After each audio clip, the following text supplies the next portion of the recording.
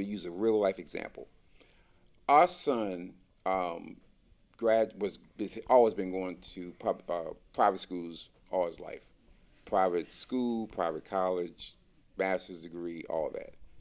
Well, he got into this one school here, and his mom was telling his aunt, like, my son got into this prestigious school, blah, blah, blah. Her thing was like, oh, that private school is your shit. It had nothing to do with me. That's great for you, but I don't know what that means. So my wife was like, okay, be that as it may, you may not know what the school is, but most people said that's great. Mm-hmm. Congratulations. Your Anything kid is that you got into, we say congratulations. That's why I'm taught. Mm-hmm. But to say, oh, that's your thing, I ain't into that kind of stuff, that's almost like now you're going to compare what we're doing compared to what you're doing. Mm-hmm. And to me, that's bullshit. That's your choice to decide not do what you want to do for your kid. We're just saying, hey, be proud that you have a nephew who's in school and progressing and keep progressing. And he's been progressing all along. Like I said, got his master's. Yep. And all this before 23. All that. And we sacrificed for that. It wasn't like somebody just said, here you go. They forget that part. Oh, yeah, they forget all that bullshit. Mm-hmm. Ladies and gentlemen, what I think y'all should understand is that as the producer, I am the son he's talking about. So what you just heard is I'm him.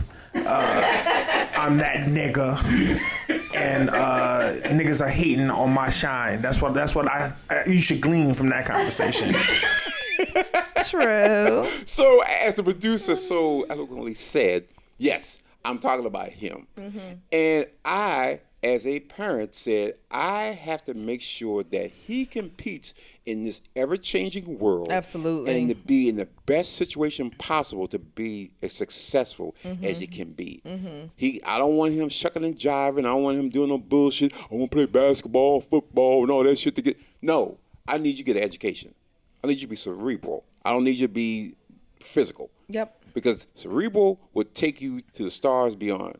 Physical is only good to a point, and then at some point, when you physically can't do it anymore, then you just broke up. Mm-hmm. And you may have knocked all your senses off. You play football, you may not have no senses left to even do anything else. So my thing was about education. Right. So, but you're not going to knock somebody who got their kid, into the private school via football scholarship because they're chasing that football, dream. You say, nah, my kid got into private school off of a football, playing football, and we're still going to say congratulations. Congratulations. Oh, and you into that private school thing? That's not going to ever be the response. No. You'd respect it. I respect that. And all I'm going to say is, since he's lucky enough to get into that particular program, make sure he utilizes it to the fullest. Means don't just go in there and play football and don't benefit from it. Absolutely. Get the education because that's long term. Football is short term. That's temporary. But get the mind straight. So, when we heard that, I was like, okay. Didn't faze me. When she told me, I was like, no problem. And if we speed ahead years down the road, her lack of, caring about that's our thing reared its ugly head. Because I'm going to say it. As the producer said, he's a guy that got his master's degree and bachelor's degree and everything before 23. Mm-hmm. The other person I'm talking about never got the degree, never did anything, as far as I know. And it's just a fact.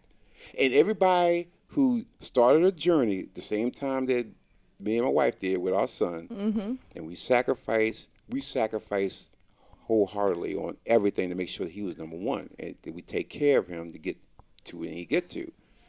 It's like night and day. We invested our time and effort and money and love and all that into him, and we see the end result. People didn't do that, and we also see the end result, which ain't good. So all I'm going to say is, don't play a hate because some people spend the money, the time, the effort, and the energy to do this shit and sacrifice for themselves or sacrifice shit they need to do to make sure that their kid thrives in the next or generation. The lifestyle is what you want it to be. Because whatever it is, right? Let's say you don't have kids, right? But you want a fancy big house.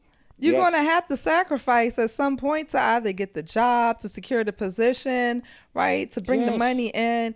And then once you secure this home that you worked so hard for and sacrificed for, your friends and family, the people that you love the most, are judging you like, so you think you all that now? Yes. Because you got the big house? Yeah, no, I don't think I'm all that now. But damn, I do love my house.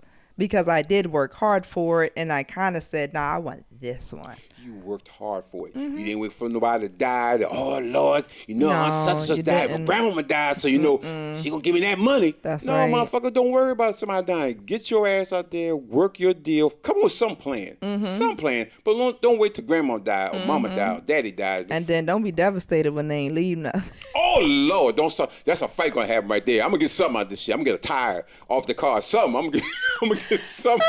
They need something from it. I'm gonna get something. Mama, they don't. No insurance policy? What? They didn't give me no car, no house. Wow, you still in Mama, need. Mama wrong. Mama wrong for that. She know I love her. I love Mama.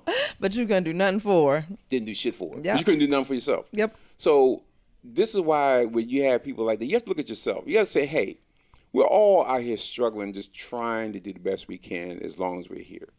So can you not just arbitrarily just throw everybody in the bus because they're doing a little better than you? Just say, damn, congratulations. What are you doing? If you want to grow, ask me. I'll tell you. I don't even think it's to say that you think that you don't want to grow. I honestly think it's until you have that conversation, you're never able to put what you're doing in perspective, right?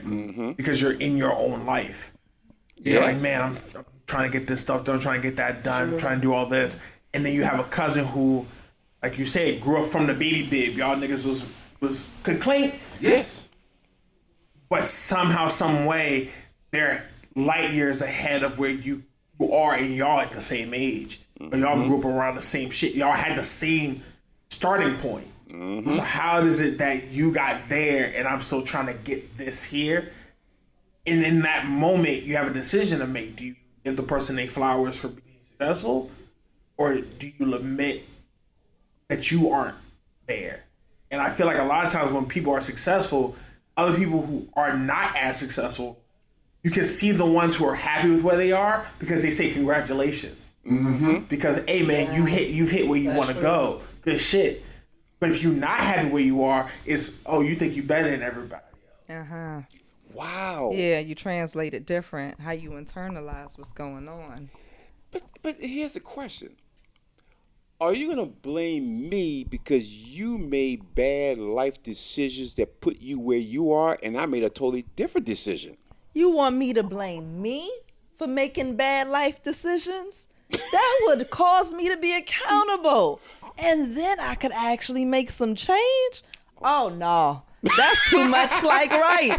That's too much like right. Oh, my so, God. yeah, they gonna blame you. They've been blaming everybody but they damn self. And that's how they probably where they at.